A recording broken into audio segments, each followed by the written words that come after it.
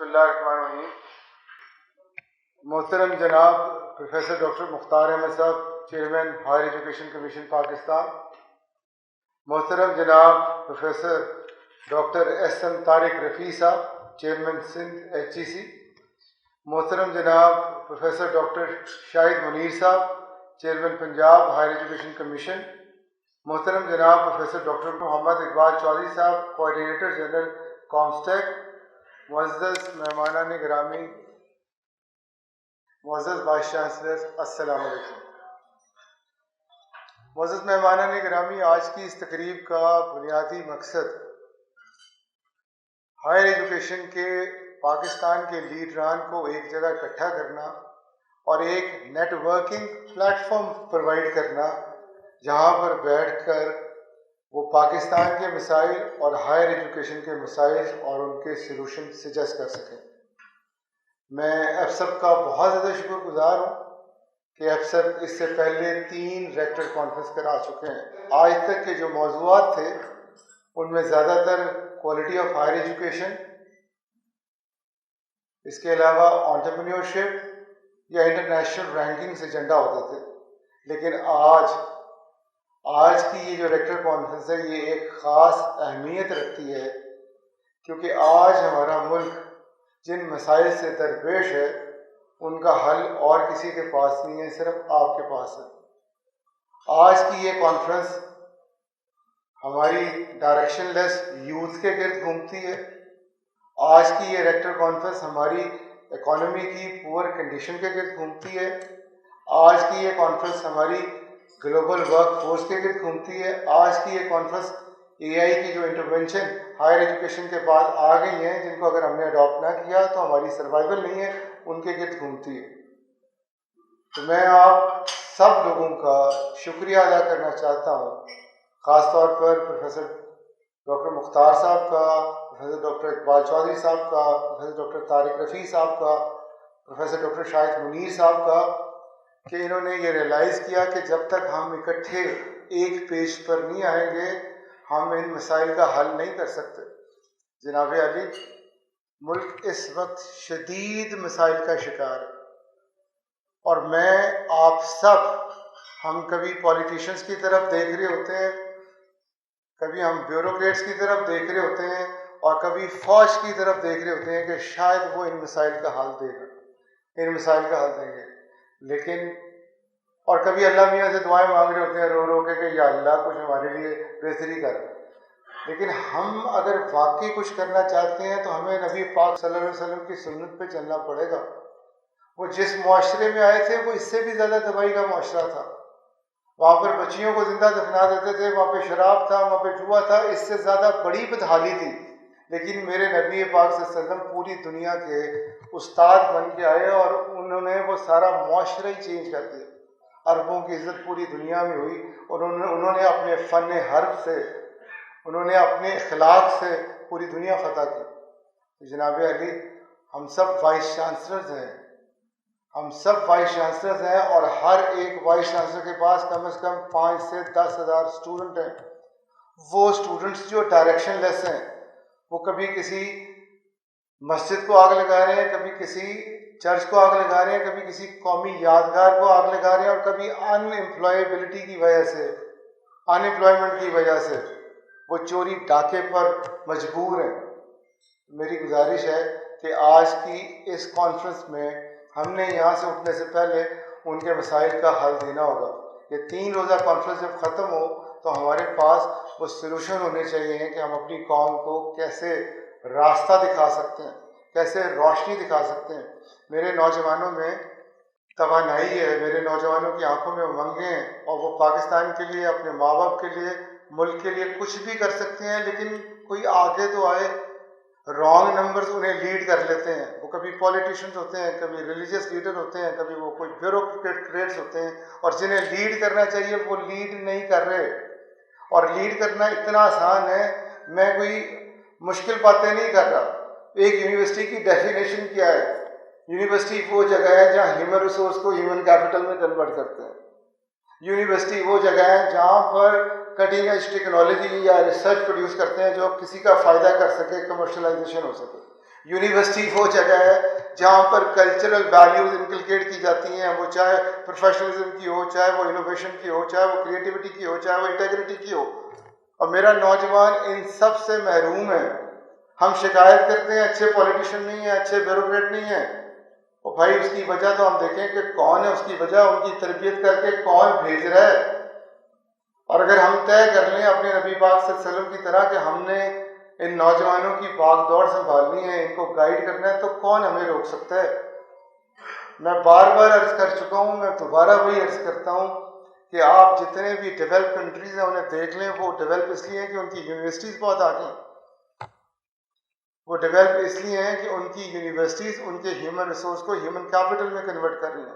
वो डेवलप इसलिए हैं कि उनकी यूनिवर्सिटीज़ उनके चैलेंजेस और प्रॉब्लम्स के सोल्यूशन उन्हें रिकमेंड कर रही हैं। और आजकल नॉलेज इकोनॉमी का दौर है। मैं बार में एग्जांपल कोई दूर अमेरिका की तो देता ही नहीं, मैं तो इंडिया की बात कर रहा हूँ। आज इंडिया शाइनिंग इंडिया है। क्यों? 70s और 80s में उन्होंने आईटी प्रोफेशनल पूरी दुनिया में भेजे थे। वो आईटी प्रोफेशनल जो हैं वो मुल्क में रिमिटेंस भेज रहे हैं। वो आईटी प्रोफेशनल जो हैं वो टॉप 25 कंपनीज के सीईओ बन बैठे हैं, 5 ट्रिलियन का पोर्टफोलियो मैनेज करते हैं। वो आईटी प्रोफेशनल की वजह से एक चाय वाला मोती जो है वो कहता है पाकिस्तान की औकात क्या है, मैं इससे बात क्या करूं। क्यों? क्योंकि उनके पास 506 अरब डॉलर के रिजर्व्स हैं और मेरे पास सिर्फ 10 अरब डॉलर के रिजर्व्स हैं। मैं क्या उनसे बात करूं? मैं कैसे उनसे बात करूं? उनकी सिर्फ आईटी इंडस्ट्री 238 बिलियन की है, मेरी शायद 3 बिलियन की आईटी इंडस्ट्री हो। अगर आप और हम बड़ा दुख करते हैं फ़लस्तीनियों का, बड़ी हमदर्दी करते हैं, लेकिन आप कर क्या रहे हैं? मुसलमान पीछे हैं तो क्यों पीछे हैं? कौन आपको रोक रहा है कि आप अपने ह्यूमन रिसोर्स को ह्यूमन कैपिटल में बदलें? कौन आपको रोक रहा है कि आप अप्लाइड रिसर्च करें जिससे आपकी, हम बाहर से एक क्वेश्चनर उठाते हैं, छाप के पीएचडी करके छाप के पेपर आगे चलते हैं। यहाँ पर जो लोकल इंडिजिनस हमारे मसाइल हैं उनके हल क्यों नहीं हम करते? हम रोते हैं फंडिंग को। तो भाई हम क्यों यूरोप की यूनिवर्सिटी से कोलैबोरेट नहीं करते, चाइना की यूनिवर्सिटीज़ के साथ कोलैबोरेट नहीं करते जिनके पास फंडिंग ही फंडिंग है, जो वेलकम कहती हैं। उन्हें तो प्रॉब्लम्स के सलूशन चाहिए, प्रॉब्लम सारी हमारे पास है। हमारी जियो स्ट्रेटेजिक पोजीशन, एक तरफ अफगानिस्तान, एक तरफ ईरान, एक तरफ चाइना, एक तरफ इंडिया, तो आबादी देखें। तो हम उनके साथ कोलैबोरेट करके वो फंडिंग ज्वाइंट रिसर्च प्रोजेक्ट्स पे यहाँ क्यों नहीं लेके आते?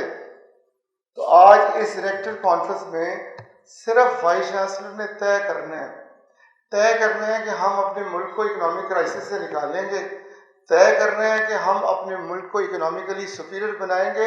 यकीन करें आपको कोई नहीं रोक सकता, आपके पास खजाना है। मेरे मुल्क का सबसे बड़ा मसला मेरी यूथ है। इसी तरह यूरोप का या डेवलप्ड नेशन का सबसे बड़ा मसला जो है वो एजिंग पॉपुलेशन है। मैं बार बार एग्जांपल देता हूँ, जापान खाली है। मैं बार बार एग्जांपल देता हूँ, जर्मनी खाली है और वो ह्यूमन रिसोर्स मांग रहे हैं ट्रेन। वो एचईसी के पास बार बार आते हैं। और दुबई डेवलप होने जा रहा है, सऊदी अरब में नियोम बनने जा रहा है जहाँ पर लाखों लोग चाहिए। तो हम क्यों वो जगह फिल नहीं करते? क्यों इंडियंस को, श्रीलंकन को, नेपालीज को, फिलिपीनीज को इजाज़त देते हैं कि वो करें? क्यों लोग हमारे लोगों को अप्लाई नहीं करते? क्यों? क्योंकि उनके पास वो स्किल नहीं होती जो रिक्वायर्ड है। माजरत के साथ उनके पास वो स्किल नहीं है जो वहाँ पर चाहिए। तो कितना मुश्किल है, हम कितनी आसानी से करिकुलम को अपडेट कर सकते हैं, पता तो चले कि चाहिए क्या। माजरत के साथ हमारा सिर्फ जापानीज लैंग्वेज सीखनी है और वहाँ पर 2 लाख यान के करीब सैलरी है। IT professional, health care professional, technical और वोकेशनल के प्रोफेशनल किसको नहीं चाहिए? किसको नहीं चाहिए? तो मेरी सारे वाइस चांसलर हज़रात से आज सिर्फ ये गुजारिश है कि आप तय कर लीजिए, if you think you can, yes you can. आपने सिर्फ कंसीव करना है और बिलीव करना है कि हम कर सकते हैं। और आप किसी की तरफ मत देखिए, आप सिर्फ ये देखिए कि जिस यूनिवर्सिटी के आप जिम्मेदार हैं, सूरह बकरा में लिखा है कि मोमिन की निशानी है कि वो ईमानतदार होता है। तो मेरे बच्चों के कैरियर आपके पास ईमानत नहीं है। आप अपने आप को कंपेयर करें ना उस तरह के जिस तरह इमरजेंसी में कोई मरीज डॉक्टर के पास आया हो जो आखिरी स्टेज पर हो और डॉक्टर किस तरह उसके साथ फाइट कर रहा होता है कि ये बच जाए। हम अपने स्टूडेंट्स के साथ क्यों फाइट नहीं कर सकते? क्यों उन्हें वो स्किल्स नहीं सिखा सकते जो ग्लोबली रेलिवेंट हो, क्यों उनके एटीट्यूड नहीं डेवलप कर सकते? और आप अपनी यूनिवर्सिटी के तो मालिक हैं, आपको कौन मना कर सकता है?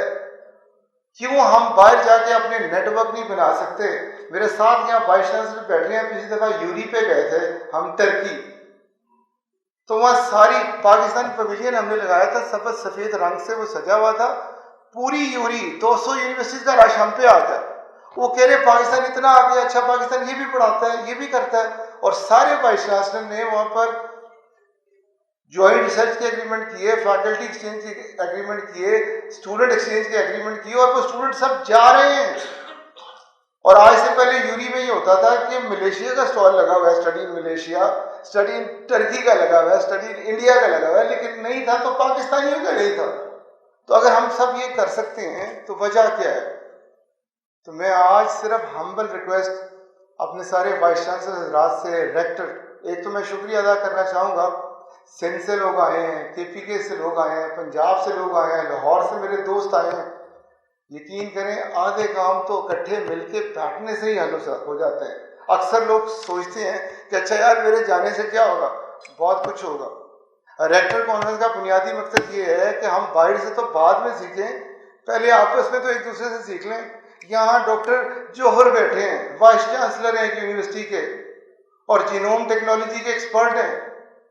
कहीं कोई एंटरप्रेन्योरशिप का एक्सपर्ट बैठा है, कहीं कोई स्टूडेंट इंगेजमेंट का एक्सपर्ट बैठा है, कहीं यहाँ पर डॉक्टर असगर साहब से मेरी मुलाकात हुई है जो एंटरप्रेन्योरशिप शुरू करने वाले, नस्ट को आगे लेके जाने वाले। इतने बड़े बड़े लोग बैठे हैं, तो हमें रेक्टर कॉन्फ्रेंस का पहला मकसद ये है कि हम एक दूसरे से सीखें, इंस्पायर हों, और शेयर करने से चीज़ें बढ़ती हैं। मैंने सुना है कि अगर किसी को पैसा चाहिए पैसा शेयर करे, मोहब्बत चाहिए मोहब्बत शेयर करे, और वो चाहते हैं उसकी यूनिवर्सिटी आगे जाए तो वो नॉलेज शेयर करे। तो आज रेक्टर कॉन्फ्रेंस का पहला बुनियादी मकसद तो पूरा हो चुका है। स्टेज पर हायर एजुकेशन कमीशन में हमारे लीडर प्रोफेसर डॉक्टर मुख्तार साहब बैठे हैं, उसके साथ OIC को रिप्रेजेंट करते हुए डॉक्टर इकबाल चौधरी साहब बैठे हैं, सिंध HEC के चेयरमैन बैठे हैं, पंजाब HEC के चेयरमैन बैठे हैं। तो हमारा पहला मसला तो यही हल हो गया। हमारा एक मसला था इनडिवाइड एम्बिगुअस पॉलिसीज, पता नहीं चलता था, एक बॉडी कुछ और कहती थी, दूसरी बॉडी कुछ और कहती थी। तो आज मैं ये प्रपोज भी करूंगा डॉक्टर मुख्तार साहब को कि वो लीड करें, पंजाब HEC को ऐसे यूज करें जैसे उनका रीजनल ऑफिस है, और मिलकर आगे बढ़ें। इसी तरह सिंध HEC जो है वो भी तैयार बैठा है, डॉक्टर तारिक रफ़ी ने बहुत अच्छा काम किया है। तो अगर यही सारे मिल जाएं और हमारी सरपरस्ती करना शुरू कर दें, हमारे आधे मसाइल तो यही हल हो जाएंगे। मैं वापस आता हूँ वाइस चांसलर राज से कि हमारा पहला मकसद नेटवर्किंग था जो पूरा हो चुका है। अब सब ने अपने एक्सपीरियंसेस शेयर करने हैं और दूसरों ने सीखने हैं। तो रेक्टर कॉन्फ्रेंस जब शुरू की गई थी तो प्राइमरी ऑब्जेक्टिव ये था कि हम अपनी बेस्ट प्रैक्टिसेस शेयर करें। मैं डॉक्टर सुमेरा का भी बड़ा शुक्रगुजार हूँ जिन्होंने एंटरप्रेन्योरियल टीचिंग एंड ट्रेनिंग सबसे शेयर की, जिन्होंने 3U1M का मॉडल सबसे शेयर किया। आज एक नई चीज़ बियॉन्ड बॉर्डर्स की बात करने कल जा रही हैं। तो इस तरह डॉक्टर असगर साहब ने पिछली दफ़ा बहुत कुछ किया था, और पिछली दफ़ा हमने QS रैंकिंग के रिप्रेजेंटेटिव बुलाए, टाइम्स रैंकिंग के रिप्रेजेंटेटिव बुलाए। अभी भी रामे यहाँ बैठे हैं, UAE से आए हैं QS रैंकिंग के रिप्रेजेंटेटिव। तो मैं होपफुल हूँ। और वाइस चांसलर ने करना क्या है सर? आसान काम है। पहला काम है, आपके पास ऑलरेडी इंटरनेशनल ऑफिस इस्टेब्लिश है सर। अगर हम चाहते हैं हमारी इकॉनमी के मसाइल हल हों तो यकीन कीजिए, मेरा पॉलिसी पेपर पब्लिश करके मैंने नून लीग, पीपल्स पार्टी, JUI सारी पार्टीज को भिजवाया है कि अपने एजेंडे में, अपने मंशूर में उन्हें नॉलेज इकॉनमी को शामिल करना होगा। ये मुल्क आगे नहीं जा सकता। हम एग्रीकल्चर की भी बात करते हैं, माइनिंग की भी बात करते हैं, बिजनेस की भी बात करते हैं, लेकिन अगर आगे बढ़ना है तो नॉलेज इकॉनमी की बात करनी होगी हमें। तो मैंने उन्हें समझाया है कि आपसे कोई पैसे नहीं चाहिए, सिर्फ आप यूनिवर्सिटीज़ की सरपरस्ती करें, सिर्फ आप अपनी पॉलिसीज़ को थोड़ा सा सीधा कर लें, तो सिर्फ ह्यूमन रिसोर्स एक्सपोर्ट से हम अपने फॉरेन रिजर्व, क्योंकि हमारे पास आता गया सिर्फ रिमिटेंस, 10 बिलियन से 5 सालों में 100 बिलियन तक ले जा सकते हैं, 100 बिलियन तक। और ना सिर्फ ये कर सकते हैं, बल्कि हमारे मेडिकल एजुकेशन डिपार्टमेंट में इतना पोटेंशियल है कि अगर हम अपने मेडिकल कॉलेजेस को इजाज़त दें कि वो ओवरसीज पाकिस्तानीज के बच्चे दाखिल कर लें। $20,000 पर स्टूडेंट की फीस है। सिर्फ ये अगर दाखिल करने की इजाज़त मिल जाए तो हर साल हम $1 बिलियन कमा सकते हैं, जिसके लिए हम भीख मांग रहे होते हैं। कभी सऊदी अरब के पास जाते हैं, कभी यूएई के पास जाते हैं और कुछ नहीं करना। सादी एग्जांपल मैंने दी कि अगर किंग एडवर्ड मेडिकल कॉलेज को सिर्फ इजाज़त दे दी जाए कि वो 100 सीटें जो ऑलरेडी हमारे एक्ट में है कि सेल्फ फाइनेंस पे हम दाखिले कर सकते हैं, लेकिन उस पर ओवरसीज की शर्तें इस तरह लगाई गई हैं कि उसका रंग, उसकी नस्ल, उसकी पैदाइश, उसकी पढ़ाई इस तरह की हो। ये फजूल शर्तें अगर पॉलिसीज सीधी कर दी जाए तो ओवरसीज पाकिस्तानी तरस रहे होते हैं वो अपने बच्चे को। नॉर्थ अमेरिका में डॉक्टर्स जो हैं छाए हुए हैं, इंग्लैंड में छाए हुए हैं, ऑस्ट्रेलिया में छाए हुए हैं, मिडिल ईस्ट में या डॉक्टर्स मिलेंगे या टैक्सी ड्राइवर मिलेंगे। वो सारे अपने बच्चों को, अपने भांजों को, भतीजों को यहाँ डॉक्टर बनाना चाहते हैं और थ्रू स्टेट बैंक पैसे भेजना चाहते हैं। अगर सिर्फ किंग एडवर्ड को 100 बच्चे दाखिल करने की इजाज़त मिल जाए, 5 सालों में ये 500 स्टूडेंट्स पर ईयर दाखिल कर सकते हैं, इतनी कैपेसिटी है। और $20,000 एक बच्चे से आए तो ये $1 मिलियन है, और $1 मिलियन का मतलब है 30 अरब रुपए। चाहे वो अपनी लैब बनाएं, चाहे अपनी लाइब्रेरियाँ बनाएं, चाहे फॉरेन फैकल्टी बनाएं, उनको गवर्नमेंट के आगे भीख मांगनी नहीं पड़ेगी। ये सिर्फ एक एग्जाम्पल है। तो मैं ये कहना चाहता हूँ कि अगर हमने वाकई पाकिस्तान के साथ हम सिंसियर रहे तो मेरे वाइस चांसलर को लीडरशिप सीट पे बैठना पड़ेगा। दुआएं थोड़ी देर बाद हम करेंगे, पहले हमें दवा करनी पड़ेगी। दवा करें तो अल्लाह ताला दुआओं को सुनता है। हमें अपने इंटरनेशनल ऑफिस को एक्टिव करना पड़ेगा और उनको कहना पड़ेगा कि बाहर यूरोप में, मिडिल ईस्ट में, सऊदी अरब में, जापान में, जहाँ जहाँ मेरे आईटी, मेरे हेल्थ केयर प्रोफेशनल की एम्प्लॉयमेंट की अपॉर्चुनिटीज़ हैं, उसका डाटा हमें दें। और उस डाटे से क्या होगा, सबसे पहले तो हम अपने करिकुलम को अलाइन करेंगे कि किस किस्म की कम्पिटेंसीज और स्किल चाहिए कि हमारे बच्चे को जॉब मिल सकती है। दूसरा, अपने बच्चों को गाइड कर सकते हैं। और सिर्फ ये नहीं करें, सिर्फ गाइड नहीं करें, बल्कि मैं तो ये गुजारिश करूँगा कि हमें हर यूनिवर्सिटी को इनिशिएटिव लेकर अपने कैंपसेस बाहर खोलने हैं। हर यूनिवर्सिटी को इनिशिएटिव लेकर अपनी रिक्रूटमेंट कंपनियां बाहर खोलनी हैं। हर यूनिवर्सिटी को इनिशिएटिव लेकर अपने इंक्यूबेशन सेंटर बाहर खोलने हैं। हर यूनिवर्सिटी को इनिशिएटिव लेकर अपने प्रोफेशनल ट्रेनिंग इंस्टीट्यूट बाहर खोलने हैं। और आपको प्रोफेशनल ट्रेनिंग इंस्टीट्यूट या रिक्रूटमेंट कंपनी खोलने से कोई नहीं रोक रहा। सिर्फ नॉर्थ अमेरिका में या अमेरिका में एक नर्स की सैलरी 85,000 पर ईयर है, और जो भेजेगा उसके लिए $15,000 रिक्रूट करवाएगा उसके लिए अलग। इतनी अपॉर्चुनिटी है कि मैं आपको बता नहीं सकता। हमें सिर्फ इरादा करना है कि हमने ये काम करना है। अगर आप ये इरादा करने हैं, आपको कोई नहीं रोक सकता। दूसरा, हमें अपने ऑफिस से बाहर निकलना है। हमें नेटवर्किंग करने के लिए, जिस तरह यूरी में पिछली दफ़ा मेरे साथ 15-20 वाइस चांसलर्स गए थे, इस दफ़ा हम 50-60 वाइस चांसलर को जाना चाहिए। हम प्रपोज कर रहे हैं यूरोप में होने वाली सबसे बड़ी एजुकेशनल एक्सपो में कि हमें जाना चाहिए फ्रांस में। क्यों जाना चाहिए? वहाँ पे सारी यूरोपियन यूनिवर्सिटीज़ आती हैं जिनके पास बेशुमार यूरोप की फंडिंग है, जो जॉइंट रिसर्च करना चाहती हैं, जो स्टूडेंट एक्सचेंज पे लेना चाहती हैं, जो जॉइंट डिग्री ऑफर करना चाहती हैं। इसी तरह चाइना में वो वेलकम कहते हैं। चाइना में तो हमें फॉरेनर समझते हैं। यूनिवर्सिटी का डेलीगेशन जा रहा है, इस तरह बाकी डेलीगेशन को भी वहाँ जाना है, बाकी डेलीगेशन को भी वहाँ जाना है। और अगर आप किसी एक बच्चे को, फॉर एग्जांपल, तरीका क्या है? तरीका सादा सा है कि हमारे यहाँ के जो प्रोफेसर जिनमें रिसर्च पोटेंशियल है, उनको हमने पहले आइडेंटिफाई करके यूरोप में मौजूद यूनिवर्सिटीज़ के साथ अलाइन करवाना है। अगर रिसर्च इंटरेस्ट मिल जाए तो वो आपके साथ जॉइंट रिसर्च करना चाहते हैं। और अगर आप किसी बच्चे को वहाँ प्लेस करते हैं स्प्लिट डिग्री के थ्रू या ड्यूअल डिग्री के थ्रू, तो उसकी वहाँ सेटलमेंट के चांसेस बड़े ज़्यादा बन जाते हैं। क्योंकि जब बच्चा 1 आध साल वहाँ गुजारता है तो वो लैंग्वेज भी सीख जाता है, वो उसके कल्चर के साथ भी फेमिलियर हो जाता है, और उसके पास वहाँ की रेलिवेंट स्किल और डिग्री भी आ जाती है। तो मैं इस दफ़ा गुजारिश ये करूँगा कि यूरोप जो हमारा डेलीगेशन जा रहा है उसकी सरपरस्ती डॉक्टर मुख्तार साहब करें। चेयरमैन PHEC वहाँ जाएँ, चेयरमैन सिंध HEC जाएँ, और इकबाल साहब जाएँ। इकबाल साहब का तो मैं बेहद शुक्रगुजार हूँ। उसकी वजह क्या है? इकबाल साहब हैं जिन्होंने इस गो ग्लोबल के एजेंडे पर हमारी तवज्जो दिलाई। इकबाल साहब ने हमें अप्रोच किया सबसे पहले पैलेस्टाइन स्टूडेंट्स के लिए तो जब इन्होंने अप्रोच किया था ना कि फ्री बच्चे पढ़ाएं और फ्री बच्चों को पढ़ाने के अलावा उन्हें हॉस्टल भी दें, उनकी लुक आफ्टर भी करें, तो तब हम सब परेशान थे कि ये क्यों कर रहे हैं। लेकिन चूंकि इकबाल साहब इतनी मोहब्बत से कहते थे, हमने इनकार ही नहीं किया। तो पूरी प्राइवेट सेक्टर यूनिवर्सिटीज़ ने कोई 100 से ज़्यादा स्कॉलरशिप दिए और हर यूनिवर्सिटी ने 10-10, 20-20 बच्चे वहाँ एडजस्ट किए।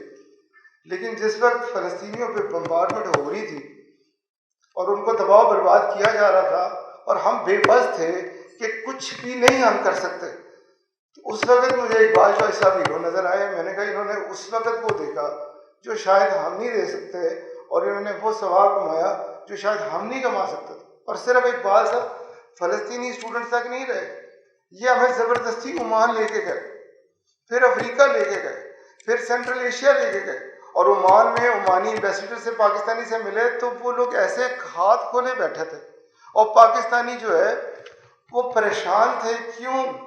ये वो पाकिस्तानी हैं जो मेहनत मजदूरी करते हैं। कोई ड्राइवर था, कोई कुछ था, कोई लेबरर था, और 15,000 पाकिस्तानी हमारे वहाँ पे एम्बेसी स्कूलों में हमारे 15,000 पाकिस्तानी बच्चे पढ़ रहे हैं, जिनके लिए आगे यूनिवर्सिटी कोई नहीं। आप पूरे यूएई में जाएं, आपको इंडियन यूनिवर्सिटियाँ मिलेंगी, आपको ब्रिटिश यूनिवर्सिटियाँ मिलेंगी, लेकिन आपको कोई पाकिस्तानी यूनिवर्सिटी वहाँ मिलेगी नहीं। तो मजदूर का मतलब बच्चा मजदूर ही रहेगा। सारे इंडियन जो हैं वो आईटी प्रोफेशनल हैं, सारे इंडियन हेल्थ केयर प्रोफेशन में हैं, क्योंकि उनके बच्चे वहाँ पढ़ते हैं, पढ़ के वो आगे जा रहे होते हैं। मेरे बच्चे का क्या है? वो मजदूर का बच्चा है, वो पाकिस्तान नहीं भेज सकते बच्चा वापस, और अगर बच्ची है तो बिल्कुल भी नहीं भेज सकते, क्योंकि पूरे ख़ानदान को शिफ्ट होना पड़ेगा। लेकिन मेरे मुल्क की पॉलिसीज़ कैसी हैं जो हमारे कैंपसेस को इजाज़त ही नहीं देती कि वहाँ कैंपस खोल सकें। कोई इंसानियत भी हम में है कि नहीं? और ये वो पाकिस्तानी है जो पैसे पर, ये जो 10 अरब की रिमिटेंस है, ये अमेरिका के लोग नहीं भेज रहे, ये वो पाकिस्तानी नहीं भेज रहे जो अमेरिका में है, ये वो पाकिस्तानी भी नहीं भेज रहे जो इंग्लैंड में है, ये वो मजदूर तबका भेज रहा है। और हम उसके लिए इतना नहीं कर सकते कि अपनी यूनिवर्सिटी की एक ब्रांच में खोल लें, और वो हाथ जोड़ होते हैं। माएँ जो हैं वो तरले मिन्नतें कर रही होती हैं कि खुदा के लिए किसी पाकिस्तानी यूनिवर्सिटी को यहाँ पर आने का मौका दें। तो मैं इकबाल चौधरी साहब का बहुत शुक्रगुजार हूँ। कभी अफ्रीका लेके जा रहे होते हैं, क्यों लेके जा रहे हैं मैं आपको क्या बताऊँ। वह क्रिश्चियन के और दूसरे मजहबों के स्कूल हैं, उन स्कूलों को उन्होंने मुसलमानों के स्कूल शो किया हुआ था। इकबाल चौधरी साहब गए तो इकबाल चौधरी साहब ने बताया ये मुसलमान नहीं है, ये हमारे मज़हब से नहीं है। उन्हें इन्फॉर्म किया। सेंट्रल एशिया में हाथ लोग हमारे चूम रहे होते हैं, पाकिस्तानियों के इतने ज़्यादा प्यार करते हैं, और वो पाकिस्तानी एजुकेशन चाहते हैं, वो क्वालिफिकेशन चाहते हैं, वो अपने बच्चों को पाकिस्तान भेजना चाहते हैं। वो हमारे कैंपसेस, मेरे पास यहाँ पे अवैध साहब बैठे हैं, अफ्रीका में इन्होंने यूनिवर्सिटी खोली, इनको इजाज़त नहीं मिली कि आप लाहौर यूनिवर्सिटी का नाम वहाँ रख सकते हैं, और वो तरले कर रहे थे कि हमें पाकिस्तान की यूनिवर्सिटी चाहिए, आप लाहौर यूनिवर्सिटी का नाम तो रखें। सेंट्रल एशिया में ये गए, वहाँ यूनिवर्सिटी खोली, वहाँ इजाज़त नहीं मिली, HED आगे आ गया। तो मेरी गुजारिश होगी, यहाँ पर मुख्तार साहब बैठे हैं, यहाँ पर दूसरे चेयरमैन हजरात बैठे हैं, कि खुदा का वास्ता, खुदा के लिए कुछ पाकिस्तान के बारे में सोच लें। एजुकेशनल डिप्लोमेसी के बगैर हम इंडिया को कैसे शिकस्त दे सकते हैं? और दूसरा, हमारा ख्याल ना करें सरकारी यूनिवर्सिटियों के कैंपस ही खोल दें। आप खोलें सही, पंजाब यूनिवर्सिटी का कैंपस खोल दें, आप कादियान यूनिवर्सिटी का खोल दें, ताकि कुछ पाकिस्तानी मजदूरों के बच्चों का कुछ फ़ायदा तो, मजदूर का बच्चा मजदूर तो न रहे। इसके अलावा मैं इंडिया की बात कर रहा था। इंडिया में इंटरनेशनल स्टूडेंट्स का वीज़ा 15 दिन में लगता है। मैं बार बार ये याद करा रहा हूँ कि सिक्योरिटीज इशू वहाँ नहीं है। सेंट्रल एशिया से यहाँ बच्चा पढ़ना चाहता है, मिडल ईस्ट से यहाँ बच्चा पढ़ना चाहता है, अफ्रीका से बच्चा पढ़ना चाहता है। आपको अफगानिस्तान से मसला है, आप उसे बैन करें, बाकियों को तो आने की इजाज़त दें। आप सिर्फ फॉरेन स्टूडेंट्स को नहीं रोक रहे, आप फॉरेन रिमिटेंस को पाकिस्तान में आने से रोक रहे हैं, पाकिस्तान के साथ दुश्मनी कर रहे हैं। क्योंकि जब कोई बच्चा दाखिला लेता है, अफ्रीकन या सेंट्रल एशिया का बच्चा, वो सिर्फ फीस ही जमा कराता, वो लिविंग एक्सपेंस और पता नहीं क्या क्या कुछ, वो सारा वाइट चैनल से कर रहा होता। अरबों रुपए की इकॉनमी है। आप देखें, सारा इंग्लैंड इस पर चल रहा है, सारा अमेरिका यूनिवर्सिटियाँ चला रही है। और अगर वो यूनिवर्सिटियाँ चला सकती हैं तो पाकिस्तानी यूनिवर्सिटियाँ क्यों नहीं चला सकती? सिर्फ गवर्नमेंट को ऐसी पॉलिसीज देनी है जो फ्रेंडली हों। तो मेरे वाइस चांसलर से मेरी गुजारिश है कि अपने इंटरनेशनल ऑफिस को एक्टिव करें। वो बाहर जो जॉब अपॉर्चुनिटीज़ मेरे बच्चों के लिए है वो ढूंढ ढूंढ के लाएं, अपने करिकुलम को अपडेट करवाएं कि ये ग्लोबली रेलिवेंट हम अपना ग्रेजुएट पास आउट कर सकें और खुद कोई अपॉर्चुनिटी ना जाने दें। चाइना, यूरोप, जहाँ जहाँ हमें अपने बच्चों के लिए अपॉर्चुनिटियाँ मिल रही हैं, हमें उनको अवेल करना है और हमें रास्ता दिखाना है, हमें आगे लगना है। उसके बगैर कोई और हमारी हेल्प नहीं करेगा। कभी अमेरिका, कभी चाइना, कोई और हमारी हेल्प नहीं करेगा, हमने अपनी हेल्प खुद करनी है जनाब। आखिर में मैं एक दफ़ा फिर शुक्रगुजार हूँ सारे भाईचारे से रात का, और मेरी गुजारिश है यहाँ पर प्रोफेसर डॉक्टर मुख्तार साहब यहाँ पर बैठे हैं, यहाँ पर चेयरमैन PHEC बैठे हैं, या चेयरमैन सिंध HEC बैठे हैं, कि काइंडली अपनी यूनिवर्सिटीज़ की सरपरस्ती करें। और मेरी HEC से गुजारिश है कि वो ऐसी पॉलिसीज़ लेकर आएँ आसान कि हमारी यूनिवर्सिटीज़ इंटरनेशनली अपने कैंपस खोल सकें। ऐसी पॉलिसीज़ लेके आएँ कि हम इंटरनेशनली अपने इंक्यूबेशन सेंटर खोल सकें, जहाँ पर हमारे बच्चे स्टार्टअप्स अपने कर सकें। मेरा बच्चा यहाँ पे स्टार्टअप करे, इससे बेहतर नहीं है मैं उसे दुबई में करवाऊँ, या उसे टर्की में करवाऊँ, या उसे पुर्तगाल में कराऊँ, या उसे स्पेन में कराऊँ। उसके लिए लॉन्चिंग पैड तो हमने बनाने हैं ना, उसके लिए लॉन्चिंग पैड तो हमें बनाने हैं। तो मेरी मुख्तार साहब से गुजारिश है कि ऐसी पॉलिसीज़ लेके आएँ कि हमारी यूनिवर्सिटीज़ के हर रास्ते में जो रुकावटें हैं वो दूर हों। प्लीज़ इंटरनेशनल स्टूडेंट का वीज़ा इंडिया की तरह 15 दिन में करता है। और इसके अलावा एक और तजवीज़ देना चाहता हूँ कि association of private sector university of Pakistan ने ये तय किया है कि हम अपनी इकॉनमी को नॉलेज इकॉनमी में बदलेंगे। ये 10 बिलियन को हमने इंशाल्लाह 5 सालों में 100 बिलियन पे लेके जाना ही जाना है। इस हवाले से मेरी गुजारिश है कि हम कंसोर्शियम बना रहे हैं, consortium for global work force development. मैं मुख्तार साहब से कहूँगा और इकबाल शाह साहब से कहूँगा कि इस कंसोर्शियम की भी सरपरस्ती करें। कोई एक यूनिवर्सिटी आगे नहीं जाएगी, अब सारी यूनिवर्सिटीज़ आगे जाएंगी। ये कंसोर्शियम क्या करेगा? ये लॉन्चिंग पैड तैयार करेगा। ये UAE में लॉन्चिंग पैड बनाएगा, चाहे कोई इंटरनेशनल यूनिवर्सिटी का कैंपस हो, चाहे वो कोई प्रोफेशनल ट्रेनिंग सेंटर हो, चाहे रिक्रूटमेंट कंपनी हो। ये दुबई में नेओम सिटी में ये काम करेगा, ये पुर्तगाल यूरोप में ये काम करेगा, ये कनाडा में ये काम करेगा, ये जापान में ये काम करेगा, ये चाइना में ये काम करेगा। तो पूरी दुनिया में हम अपने ग्रेजुएट के लिए लॉन्चिंग पैड बनाने जा रहे हैं जो ये कंसोर्शियम करेगा। कल इसकी detail briefing doctor Sumera beyond borders में दे देंगी। और इस कंसोर्शियम को लीड मेरे दोस्त पंजाब एफसब के सदर अवैस साहब कर रहे हैं, उनको असिस्ट डॉक्टर आयशा करेंगी। जो वाइस चांसलर चाहते हैं कि उनके बच्चे जो हैं वो ग्लोबल वर्कफोर्स का हिस्सा बने, वो डॉक्टर आयशा से रब्ता करें। हमारी जिम्मेदारी, चाहे वो लाहौर यूनिवर्सिटी का कैंपस है, चाहे वो सुपीरियर का है, चाहे वो कुछ है, वो सब वो पाकिस्तान की चीज़ें हैं। हम हर पब्लिक और प्राइवेट की तफरीक के बगैर अपने स्टूडेंट्स को इंशाअल्लाह ताला इंग्लैंड, अमेरिका, सारी जगह सेटल करेंगे। एक और कंसोर्शियम है जो हम आगे लेके जा रहे हैं। आपको पता है हमारा जो पेन पॉइंट है वो हमारी रिसर्च है। ये आपको तो मार्क नहीं है। यस, क्वांटिटी में हम बहुत आगे चले गए हैं, लेकिन क्वालिटी, अप्लाइड रिसर्च, वो रिसर्च जो लोगों के मसाइल का हल कर रही हो, उसमें बहुत पीछे हैं। तो हम 1 PhD 1 प्रॉब्लम का नारा प्रपोज कर रहे हैं और कंसोर्शियम फॉर रिसर्च, इनोवेशन और कमर्शलाइजेशन इसको प्रपोज कर रहे हैं। और इसके तहत इंशाअल्लाह ताला हम जो research culture, applied research culture है, इसको इंट्रोड्यूस कराएंगे, इकोसिस्टम बनाएंगे, IP की रजिस्ट्रेशन करेंगे और अपनी फैकल्टी को कंसल्टेंट्स में बदलेंगे और स्पिन ऑफ पे तवज्जो देंगे। अगर एंटरप्रेन्योरशिप नहीं है, इनोवेटिव और क्रिएटिव नए स्टार्टअप नहीं आ रहे, आगे नहीं हम जा सकते। अगर मुल्क को आगे लेके जाना है तो हमें स्मॉल एंड मीडियम बिजनेसेस को फ़रोग देना होगा और यूनिवर्सिटीज़ को लीड करना होगा और यूनिवर्सिटीज़ को बिजनेस करने की इजाज़त हमें देना होगी। क्योंकि जब तक यूनिवर्सिटी के प्रोफेसर इस काम में नहीं आएंगे तब तक हमारी इकोनॉमी नहीं आगे जाएगी। तो हमें अपने प्रोफेसर्स को, जिस तरह बाहर अगर आप हार्वर्ड की हम एग्जाम्पल देते हैं, आप उसके स्पिन ऑफ देख लें, आप उनके प्रोफेसर देखें कि कितनी कंपनियां उनके नाम पे रजिस्टर हैं, कितने IPs उनके नाम पे रजिस्टर हैं। वो सैलरी को एक तरफ रख देते हैं, वो सारा रिसर्च प्रोजेक्ट्स और इन स्पिन ऑफ से पैसे कमा रहे होते हैं। तो डॉक्टर असगर साहब ने जो आइडियाज़ पेश किए थे लास्ट टाइम, इस दफ़ा उस कंसोर्शियम की मदद से हम उसको भी आगे लेके जाना चाहेंगे। डॉक्टर सुमेरा रहमान इस कंसोर्शियम को लीड करेंगे। बराए मेहरबानी जो भी इसका मेंबर बनना चाहे, जो लीड करना चाहे, जो इसमें कोई वैल्यू ऐड करना चाहे, डॉक्टर जौहर उनके साथ है कराची से, तो जो भी इसमें पार्टिसिपेट करना चाहे हम उसको वेलकम कहते हैं। और हर कैपेसिटी में फंडिंग मसाइल ही नहीं है। चाइना में आप जाएं, इतनी फंडिंग है जिसकी कोई हाथ ही नहीं। वो कोलैबोरेटर चाहते हैं पाकिस्तान में। यूरोप में जाएं, उनके पास बड़ी फंडिंग है। वो प्रॉब्लम या चैलेंजेस चाहते हैं जिन पे रिसर्च हो सके। वो प्रॉब्लम चैलेंजेस सारे हमारे पास हैं। तो इंशाल्लाह ताला जो फंडिंग के आपके मसाइल होंगे वो भी उस कंसोर्शियम जो हल करेगा। मैं सिर्फ डॉक्टर मुख्तार साहब से कहूँगा कि इस कंसोर्शियम की सरपरस्ती करें, और इकबाल चौधरी साहब से भी यही गुजारिश करूँगा। मेरे प्रोविजनल जो चेयरमैन हजरात हैं वो ऑलरेडी इस पर बड़ा काम कर रहे हैं।